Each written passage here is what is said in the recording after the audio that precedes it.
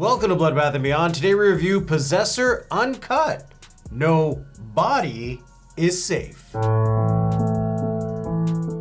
Written and directed by Brandon Cronenberg, starring Andrea Riseborough, Christopher Abbott, Jennifer Jason Leigh, Tuppence Middleton, and Sean Bean. This movie's a bit tricky to summarize, but I'll try my best. It's about Tasia Voss. She's a hired assassin who possesses other people's bodies via some technological advancement in order to carry out the crimes. But it seems the more jobs she takes on, she's leaving pieces of herself behind, so she's slowly losing control. This is a recommendation from Patreon from Scott Beller. This is a movie that was already on my watch list, so it's just kind of a bonus that it was recommended. I'm glad that we watched the uncut version, and I think you guys should also watch the uncut version, and we'll talk about why. And it's not the boners. So what do we like? I really like the whole idea. The premise of this movie is insanely captivating because it's something you haven't really seen before. I'm sure it's happened in maybe like lower budget movies, but this was extremely well done. Like the fact that this is a woman who's just taking over other people's bodies to be an assassin is really dope. What's cool about this movie is you think she's fully in control, but there's glimpses where like Colin Tate seems to be the one controlling the body, and you don't actually know what is happening because it's all done mentally, so you can't actually see who's taken over. And because of this, Christopher Abbott did a fantastic job acting in this film because he's playing two characters simultaneously, one being a woman struggling to control this body to kill others. And it's actually insane to watch because figuratively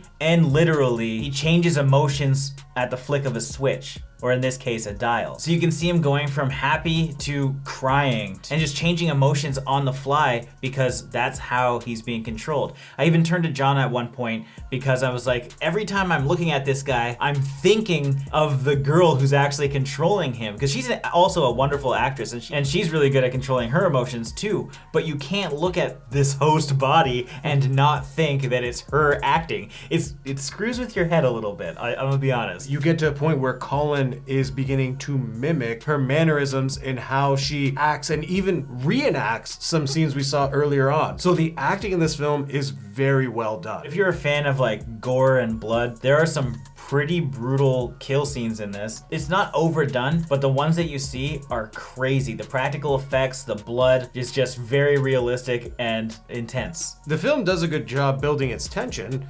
when it comes to seeing Colin's character having to kill someone because you know that's what the end goal is. You're sitting there like, all right, when's he gonna do it? How's he gonna do it? And then also, is he gonna do it? Because you get that sense of maybe they're not gonna go through with the kill because she's having regrets or we don't know what's going on. And this film does a good job keeping you guessing like, are they gonna pull the trigger?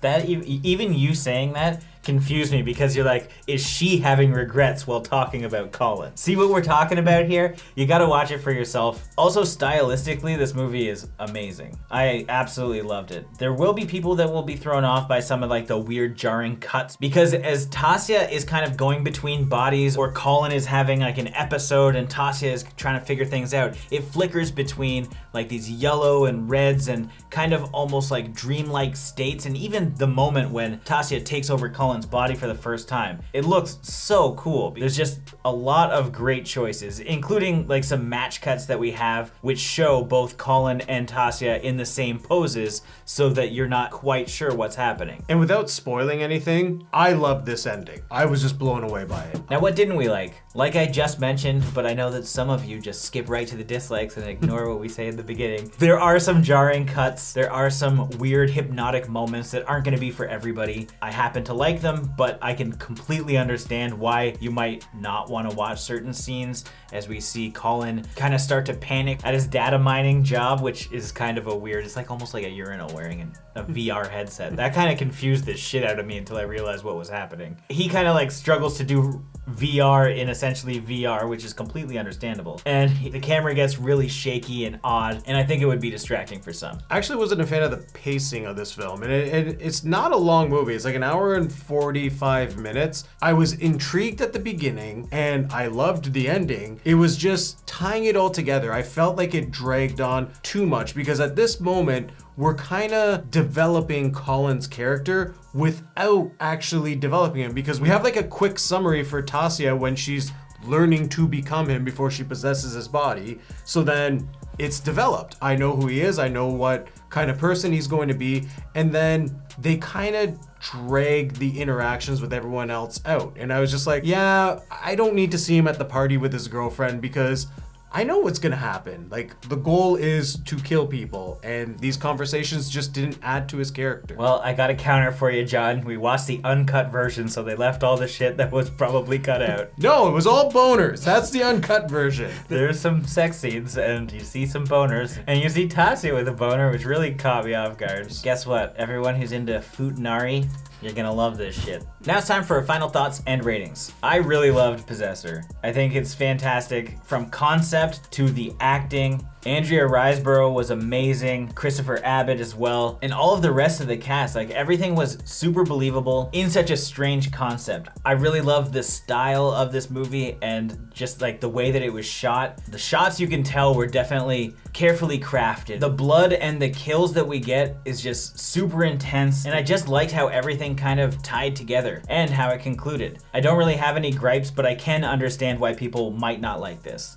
So I'm gonna give this 5 vaping just doesn't look as cool as smoking cigarettes in movies out of 5. This was an interesting watch for me because I like stories that can be really complex. This film does a good job giving you a cool concept, but keeping it simple. It wasn't too hard to follow because you knew kind of what was going on. I was left very satisfied in this film because I liked the ending and I liked all our characters. The acting was amazing across the board. Every single person did a fantastic job. They were believable, and I was invested in what I was seeing.